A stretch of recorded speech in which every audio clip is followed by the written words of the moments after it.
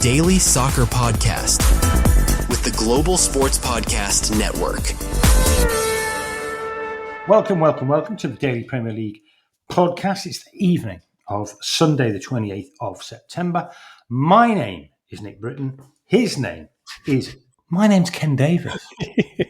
That took you all of 5 seconds. My name is Ken Davis. His name's Nick Britton. We're here to unpick what feels like a seismic weekend of Premier League football. It feels like there's been a big 6-point swing, but there's been loads of other stuff going on as well. So we've got an absolutely packed agenda. Nick, how are you doing?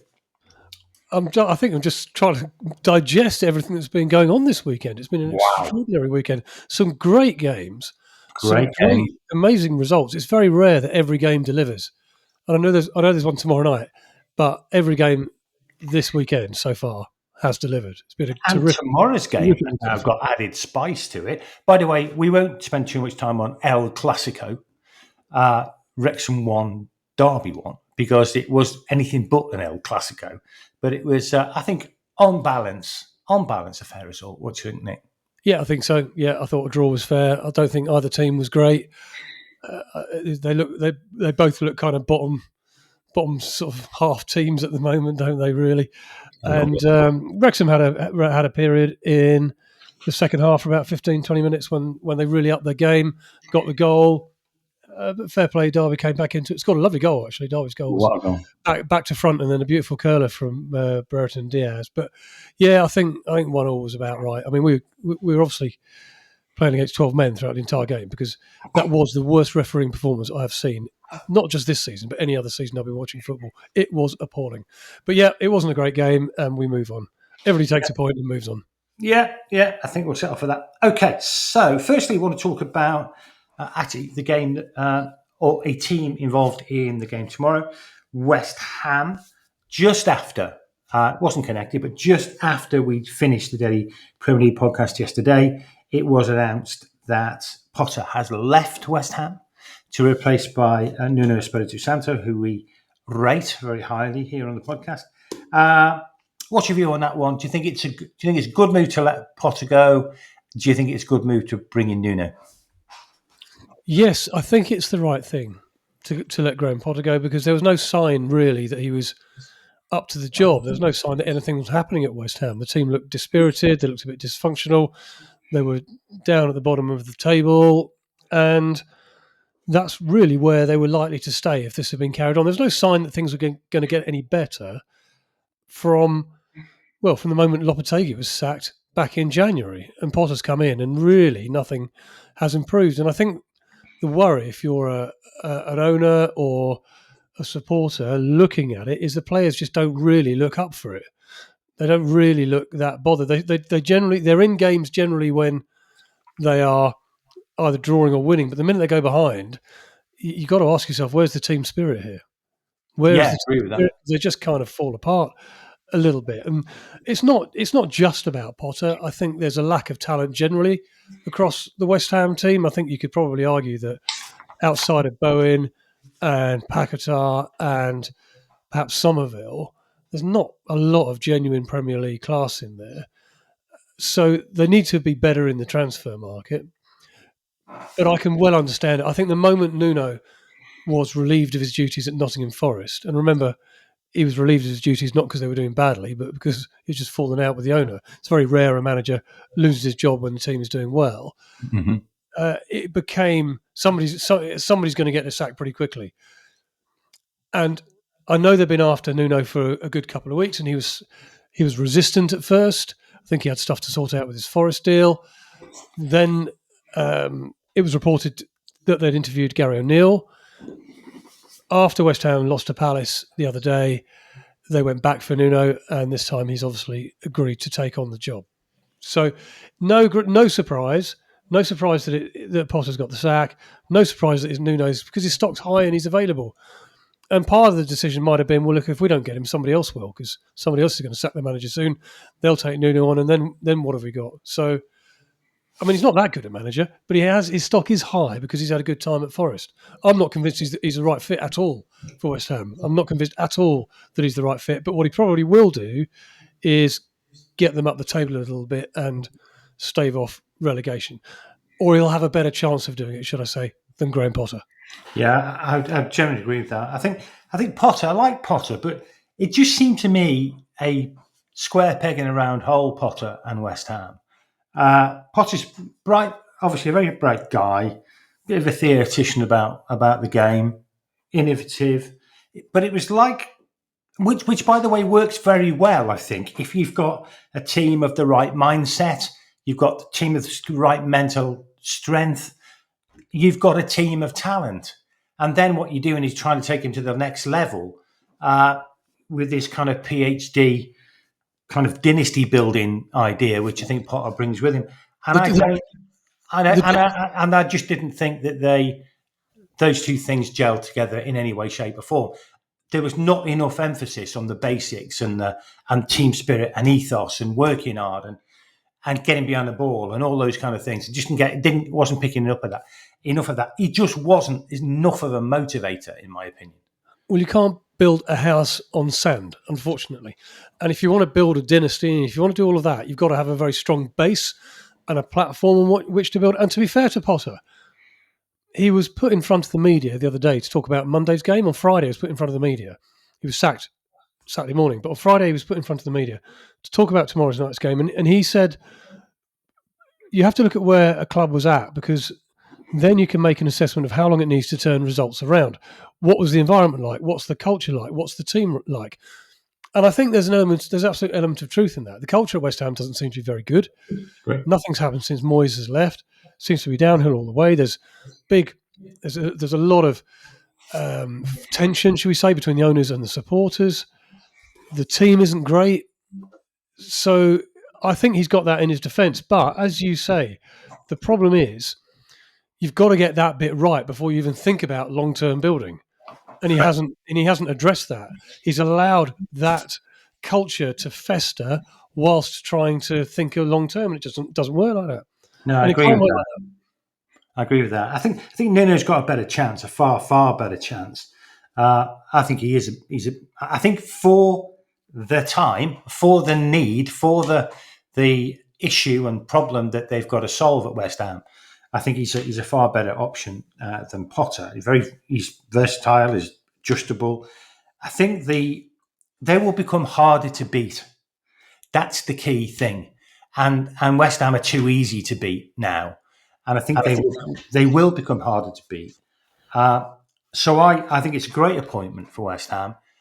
With this proviso, it's a low-risk, high-reward appointment. I think it's a low risk because he's proven. And I think he'll do the job again at West Ham. Problem is, I think it papers over the cracks. I think Nuno might get him to seventh bottom. Hey, well done, Nuno, brilliant. But actually, the slide is only being papered over. And I think West Ham ultimately, we're not going to be able to paper over those cracks indefinitely. And I think West Ham are going to learn that soon. Well, the first job is to get a bit of team spirit together. The first thing he's got to do is get the players to trust each other and bring a much, much better culture in the dressing room. You're absolutely right. He'll make them hard to beat. If he goes in and does what he did at Forest, he'll make them hard to beat. But the other part of that is the West Ham fans won't like the way he plays. No. West Ham fans are quite entitled in this way. They expect entertaining football, regardless of who's in charge and what team they've got. And they want Trevor fucking playing, don't they? Yeah, they've got no right to expect that. But, for all the brilliance that Nuno did at Forest, they weren't entertaining to watch. No, they weren't. They were quite dull. Wolves weren't either. No, at the Premier League level. But he delivers. And good luck, Nuno. I think you'll need it, but I think you'll do it. So just as Nuno knows, we know in football it pays to get your team selection right. And here at Global Sports Podcast Network, we spend a lot of time selecting our delivery partner. We chose Zencastr because Zencastr makes it easy to bring your vision to life, share it with your audience wherever they may be. It's got 4K video recording, it's got very easy AI editing and distribution tools, and they're all in one place, all in one platform. So that makes life much easier. So if you've got a story to tell it with Zencastr. Check the show notes for more details.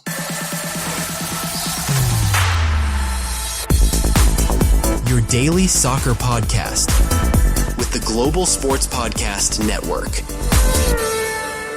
Right, part two today. Just want to talk through some of these VAR decisions. VAR was supposed to help in all this. And at the moment, it seems to be anything but a help because it just causes controversy all the time.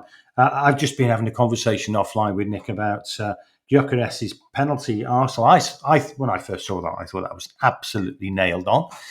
Nick, in his refereeing wisdom, because he is a qualified ref, has subsequently pointed out to me that actually, because there was a very, very slight touch on the ball by the Newcastle keeper, it doesn't really matter if he then made contact with the leg. But so fine, that's been explained. And if that's what VAR revealed, VAR's just done a really, really good job. But it wasn't always the case, and that wasn't the case on Saturday. So, Nick, over to you, because I know you spotted a couple of real shockers, and wouldn't mind just talking through them. Yeah, I can't quite work out some of the decisions from yesterday at all. There were three really weird ones, two involving VAR and one involving the referee and perhaps the fourth official. I'm not sure. It's not clear, but it's clear that something else was involved other than a refereeing decision on his own. The first one was at Brentford, and Brentford are winning 2-1. The ball is Manchester United are on the attack. The ball's crossed over, and Cousins pulls back Mbeumo just as he's about to shoot. Yeah. The penalty is given, and a yellow card is issued. And you go, well, okay, that can't be a yellow card because he's essentially stopped Mbeumo getting a shot on goal. He's right in front of goal. And there's no other player goal side, was there? No. He's got a clear shot at goal. He's coming across his body. He's going to sweep it in, and it either goes in or the keeper saves it or he misses. Well, it doesn't really matter. But it's a clear and obvious goal scoring opportunity. It gets referred to VAR, and you go, okay, fine. Yes, it's a penalty, but it should also be a red card because there was no attempt to play the ball, and that's the only mitigating factor in a dogzo, as we call it, denying an obvious goal-scoring opportunity. If there's a penalty given, if there's a genuine attempt to play the ball, it's not a red card. But pulling somebody does not count as genuine attempt, and yet VAR inexplicably said, "Oh yeah, but because of Mbeumo wasn't in control of the ball, it wasn't a dogzo." Well, the reason he's not in control of the ball is because he's been pulled back just as he's about to shoot. So he can't possibly be in control of the ball. But if the ball is going straight onto his foot. So if there's no foul, he gets a shot away. I mean, it just doesn't make any sense whatsoever.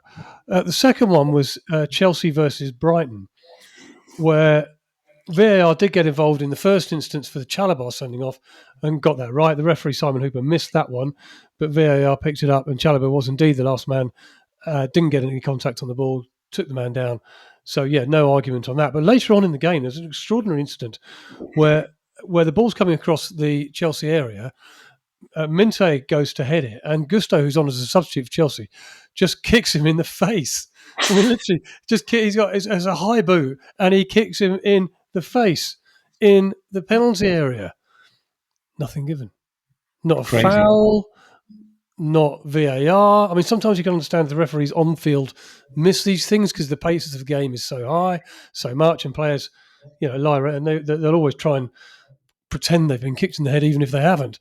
But VAR are looking at this, and we've seen the television replays, we've seen it slow down, we've seen what the VAR has seen. Would it have been given anywhere else on the pitch, you think, if the ref had seen it? Yes. As a foul? Yeah. You can't not see it. I don't understand. They didn't explain why they felt kicking somebody in the face. And it's not... They might argue that Minte stooped down a little bit, but he's still shoulder height. Yeah, you can't be doing that. It's not like he's on his hands and knees trying to dive ahead of her. No, that's a booking, normally. Well, it's a quite a clear penalty, quite clear yellow card, absolutely nothing given. And then the weirdest one of the day, I think, was at Forest versus Sunderland. I don't know if you saw this. It led directly to the Sunderland goal, whereby Sunderland are in their attacking third and therefore Forest are in their defensive third. And the ball's sort of bouncing around. And Dominguez and for Forest and Hume for Sunderland they kind of went vaguely near each other. There was no contact between either of them. The ball went away. Dominguez sort of falls to the ground clutching his leg, even though there was no contact from anybody. or if there was, it was very, very slight in this sort of challenge with Hume, but neither of them touched the ball. And initially, Tony Harrington takes one or two steps away as if he's following the ball. Then he stops, appears to be saying something, blows the whistle, i.e. into his microphone, blows the whistle, gives a foul to Sunderland. And everybody just goes, what? What is that for? No idea. It's either, I can't imagine it's for any contact, because there just was no contact. Very strange. So the only other thing it could be was simulation. Because if there's no contact and Dominguez is rolling around on the ground pretending that he's been shot in the leg, then did the referee think he's cheating and simulating and trying to win a free kick? But isn't that normally a yellow though when that happens? He did get yellow. Yeah, he did get yellow. Okay. He did get yellow. Or maybe that. So I think that's probably what it is.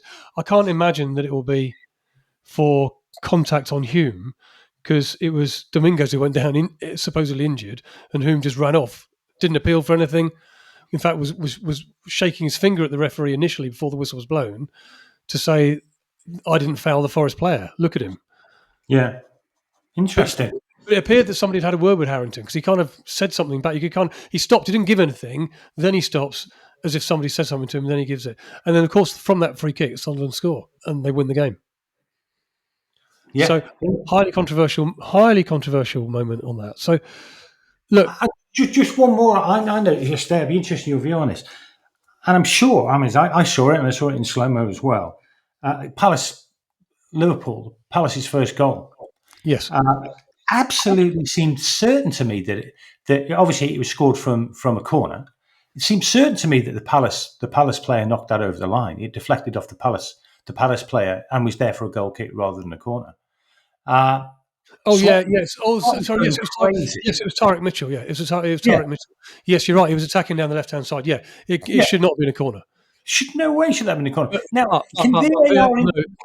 VAR just can't get involved in stuff like that. VAR can't intervene in something like that. It's an on-field decision. That's where VAR should be getting involved. Well, as of next year, I think they can. Good. Can they not? They're getting involved next year with in and out of play. So I think they can get involved if the ball goes out or in, or doesn't go out, doesn't go in, and something happens and there's controversy. They can get involved with that. I'll need to revise it, because of course I have a meeting later on this year to discuss some of these rules. We talked about it about 4 months ago. Yeah, we did. I remember on one of the podcasts. And you're right. But I mean, look, you see that quite a lot. You see that quite a lot. The corners are given that are goal kicks, and goal kicks given at corners. Exactly. That's exactly where VAR, see in American football, it's get corrected all the time. That is where VAR should be being applied, because it's something which is absolutely uncontroversial and it's an easy fix. And at the end of the day, VAR should be there to make the game better. That's a good way of doing it. Liverpool can rightly feel very cheated about that.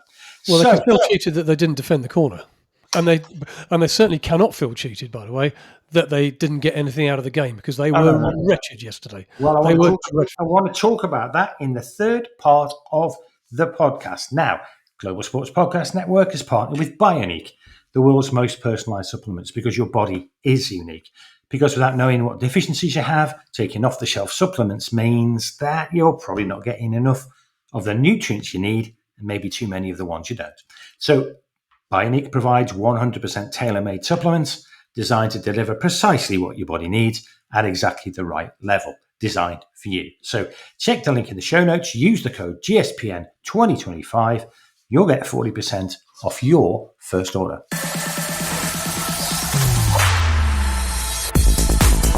Your daily soccer podcast with the Global Sports Podcast Network. Right, final part of the podcast, I want to reflect on what seems to have been a magnificent set, a seismic set of Premier League games this weekend. I want to pick three main themes in this section. Firstly, I want to talk about United, want to talk about Amorim, want to talk about what's going on there, why haven't they sacked him, all that stuff. Want to talk about Forest a little bit. I honestly, just as we predicted, a bit of a wobble at Villa, I've got a feeling something's not going to work out very well, very quick at Forest. We want to talk about that. And obviously we want to talk about the Liverpool-Arsenal kind of axis. We said yesterday could have been an 8-point gap when we finished the podcast yesterday. We were pretty much ready to write the rest of the season off, but suddenly it feels completely different. So, first things first, Man United. What did you make of their performance? What did you make of Amorim's performance? Where do we go from here now? Pathetic. Manchester United were yesterday. We thought that perhaps after beating Chelsea the week before, that might be the springboard.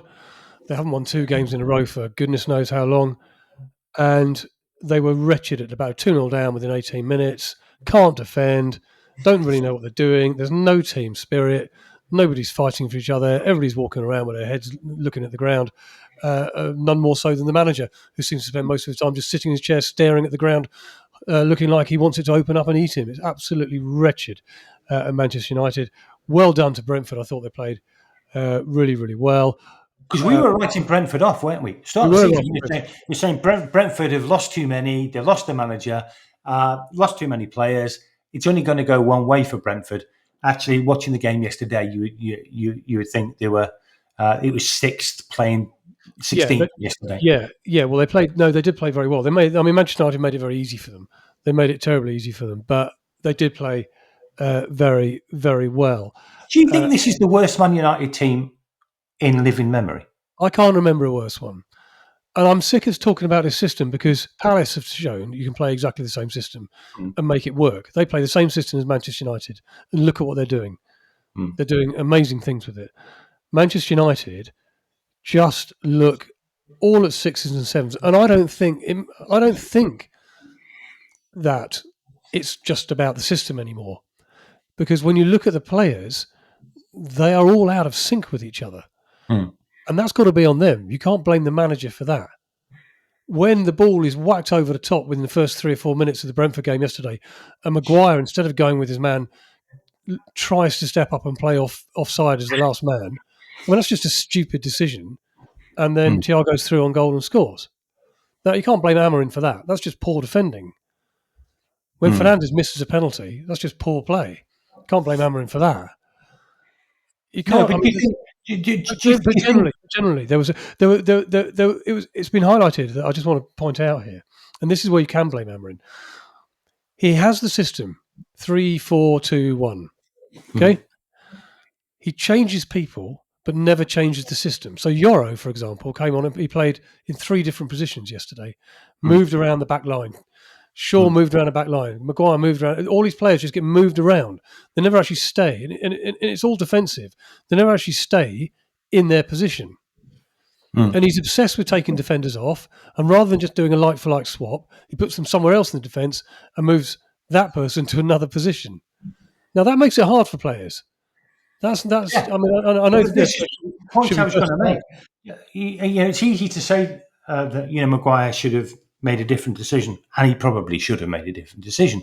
But is that decision making made more difficult when there's a lot of complex things happening in terms of the system, unfamiliarity with the system, things like that? I mean, I don't think you can say they're. How can they be unfamiliar with the system? They've been playing it for a year. Well, it depends how good. It depends how well they're being trained in it. Well, there is that, but it seems that's all they're being trained in because they're not being trained in much else. No. I don't understand. They look bereft, don't they? They look bereft of confidence. And that, to me, comes from the manager. The manager seems to just spend his entire time moping around the penalty area, looking like a distressed child who's lost his parents. He never watches a penalty. He sits there with his face, the face looking like wet Wednesday in Stoke. What do you think? What signal does that send to the players? Terrible non-verbal cues from his Amorim. Body language is dreadful. It is. And he's always asked about it, and he always says the same thing, which is, I'll never change. I'll never change. The arrogance of the man is absolutely ridiculous.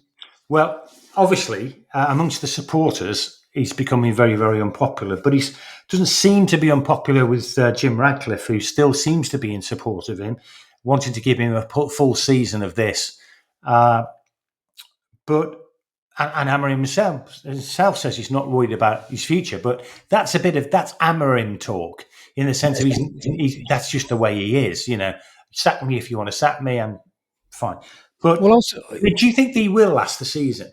I was talking to a Manchester United fan on Friday night because I wanted, who I know is an Amorim fan, and I wanted to get his perspective on it because I wanted to hear something positive about Amorim and that whole sort of situation, because it becomes boring even just constantly looking at it and constantly talking about it because nothing ever changes.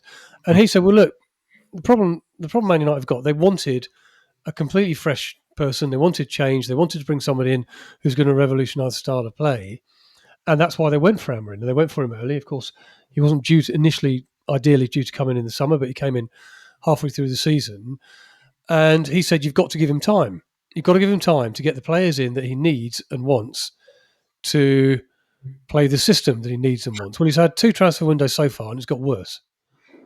Yeah. So, look, it's going to be highly embarrassing for Radcliffe and co to sack him now. And I wonder if that's the only thing that's keeping him in a job, because they just want to save face. There is this talk about this big bundle of money that he has to receive if he gets sacked before 12 months is out. Well, okay, fine. That may be true, may not be. But if he's not sacked then by mid-October, which is after his first year, then if he gets sacked in the second week of October, there might be some legitimate. We'll know. There might have been something. If he wants to give him a full season, well, by all means, give him a full season. They'll finish in 17th and 18th again, like they did last year. Could be even worse, to be honest. Right, so that's Amorim. Now, talking about coaching styles and not necessarily matching players' natural inclinations, Forest. Now, when we did the predictions yesterday, I think I said I thought it might be a draw. I did. You thought it would be a home victory. Sunderland, to their great credit, won the game and won it quite convincingly. I mean, do we think this is again another? She seemed to be talking about this kind of thing an awful lot at the moment. Is this a coach digging his heels and saying, "This is the way we're going to play because this is the way I play," and you're going to have to follow that, and not necessarily those players suiting that particular structure? No, I don't think there's anything like Manchester United because they just look wretched. Forest look all right, to be fair. They look all right. I mean, yesterday they had 22 shots. They had 15 shots inside the box, 6 on target. There's some terrific saves from Robin Roos. And they let in a really, really poor goal, despite the controversy over the goal, which we've already talked about. It was a poor goal to concede. And Alderete just ran off the back of the defence from that subsequent free kick. And it was a unmarked and easy header for him. Yeah. I think Forest will be fine. I think they'll be fine. I mean, Chris Wood, who of course scored all those goals last season, started off the season well with a couple in the first game, but since then, and yesterday, I don't know if you saw it, but yesterday I watched the game, and he missed one of the easiest chances he'll ever get. He just came across, header, 3 yards out, totally unmarked, and past the post. Yeah. Now, you can't legislate for that kind of thing when you're a coach. I think it's a bit worried that for Forest, though, because all the goals came from Wood.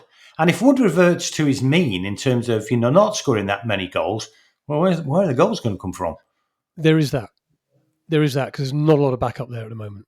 There is not. Well, I mean, I guess you'd be pinning your hopes on Igor Jesus, who scored twice in midweek in the Europa League for Forest, obviously, against Real Betis. I mean, and you may find that he feels more of an Ange type player, if I'm honest with you, whereas Wood felt a bit more like a Nuno, traditional sort of number 9. Yeah, you may just see Jesus getting a bit more game time. Interesting. I've just got a feeling things are going to get worse for Forest before they get better. Okay, let's move on to this amazing games. Arsenal, who have just finished against Newcastle, and the Liverpool game against Palace, which gave this essentially a 6-point swing. God knows it was necessary to keep everybody interested in the Premier League. But wow, what a change. So first things, let's just talk about the Arsenal-Newcastle game. Arsenal did Liverpool. They kind of kept going. They threw everything forward, and they got the winner in the 90 plus 26 minutes or whatever it was. But, they pulled it off. That's what champions do. Amazing. At Newcastle away, which is a hard place to go and make that happen. There's something fairly ironic, isn't there, about Liverpool losing in the 98th minute and seeing Arne Slot who I'm a great fan of, by the way. I'm a really big fan of Slot. I think he's really, really good. But moaning about, well, there was only 6 minutes put up on the board. Where have you got the extra 2 minutes from? Like Liverpool have never benefited from that. Don't give me that, Arnie. And then if that's not bad enough, only to see Gabriel pop up in the 97th minute for Arsenal to win the game against Newcastle. Extraordinary. Yeah, it was. Look, Arsenal. The stats will tell you Arsenal they dominated the game, and actually for long periods of the second half, it wasn't unlike last week, whereby it was defence versus attack. When Arsenal pushing forward, Newcastle just sitting deep, and just trying to repel them that way. We didn't see anything from Newcastle really in the second half as an attacking force as we did in the first, and they went ahead against the run of play, but okay, and it was a good goal. Good to see Voltemada on the score sheet. You know, I really like him. I like watching him play. Yeah, he looks like a good player. Yeah, really, really good player. Well, and the Premier League. They competed really well in that first half. I thought Newcastle, but Arsenal, you know, they're a quality side, and they just kept on pushing them back and back and back. And Newcastle were happy to drop in. They were happy to sit deep, and I'm not sure. I don't know. I'm not sure that does them any favours. I mean, they have got, going into the game, the best defence in the league. So you would think that they would be able to see this out. Equally, it's a long time against the quality of players that Arsenal have got. Yeah, it is. Keep them out. Nick Pope won't want to see that last goal again. No, he's flapping. I mean, he's from the ball. For some reason, he's caught the ball about 30 seconds before, and rather than lie on the ground with it and try and see the game out, he's tried to rush it. He's miskicked it. Suddenly, there's a corner, and he's not dealt with the corner at all. Nowhere near it. Gabriel's headed it in from a couple of yards out. So, not a great end to the game for Pope, who had played very well, made some good saves during the game.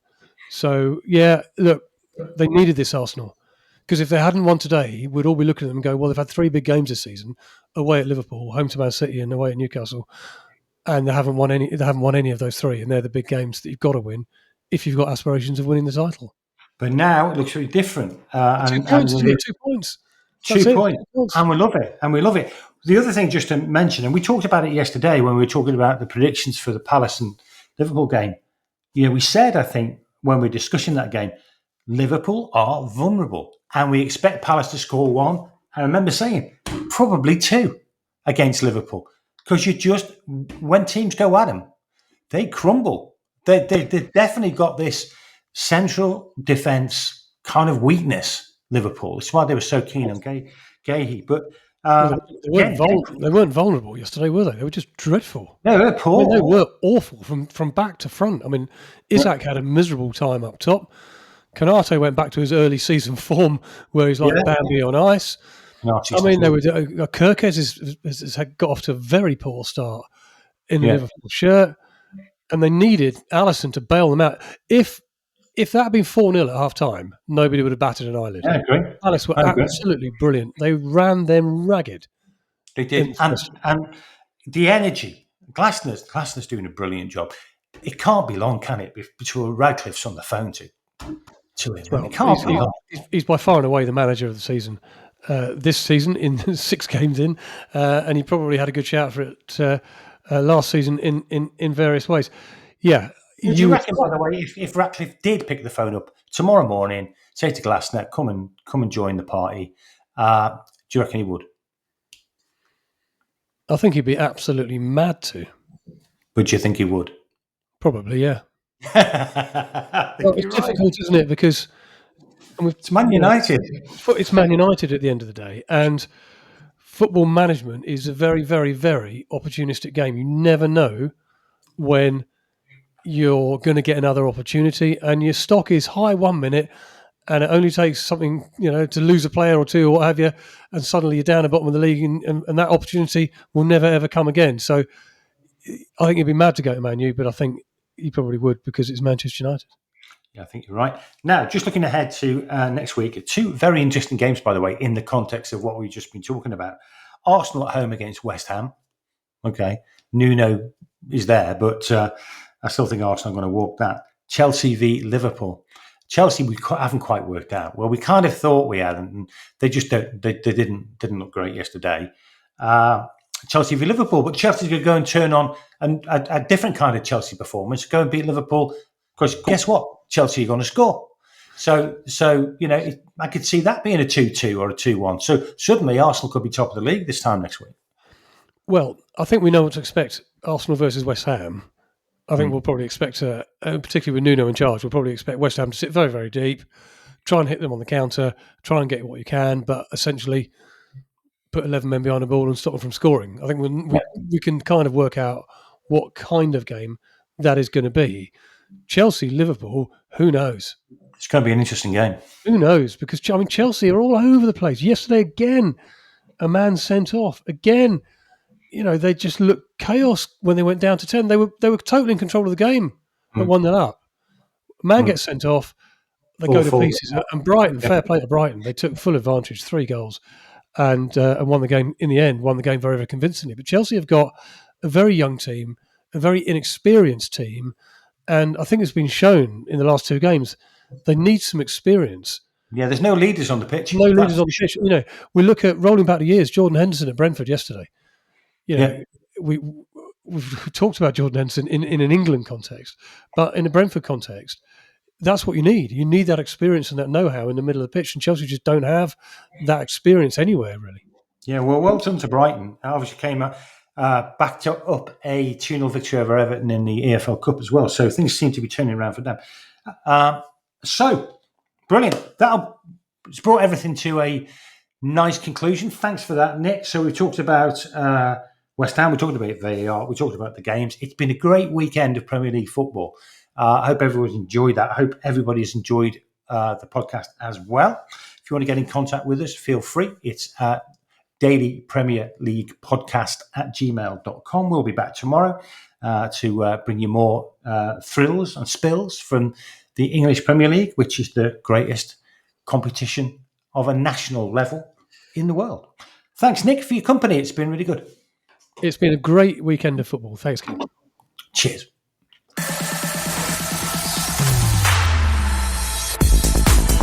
Your daily soccer podcast with the Global Sports Podcast Network.